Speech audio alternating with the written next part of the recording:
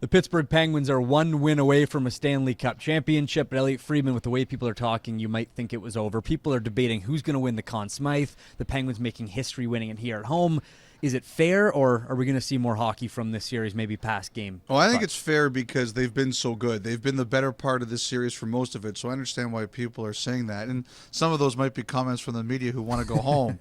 But I just can't imagine we're not going to see the best game from the San Jose Sharks in game number 5, Sean. They have to know they haven't played great, and they have to be sitting here and saying, if we're going to go down, we got to go down a lot better than we have. And the Penguins do have the opportunity to do something special here, win it on home ice.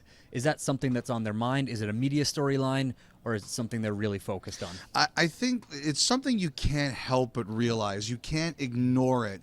You're going to skate out into this building on Thursday night, and this place is going to be wild. And, you know, depending on whether you count the ABA or World Team Tennis, Pittsburgh hasn't won a championship in this city in 40-plus years. So we're talking about a situation here where the fans are ready to explode. I do think the extra day off probably helped San Jose a bit, just get a bit more control of their emotions. I think if you're Pittsburgh, you won game 4, you can't wait to game 5. You're so excited for this. Now, if the Penguins do win the Stanley Cup, you have a vote on the Conn Smythe. Yep. There is some debate out there. Sidney Crosby, Matt Murray, Phil Kessel. These seem to be the front runners. Who are you going for? Well, they're all 3 on my ballot, and I can't say I've made up my mind yet. I mean, there are games to be played. If, you know, Kessel or Crosby goes out or scores a hat trick in game number 5, or Matt Murray makes 1,000 saves and a victory, it's still going to determine who gets my vote. But I think those are the 3. And, you know, I'll tell you this. We were talking about it with some guys yesterday.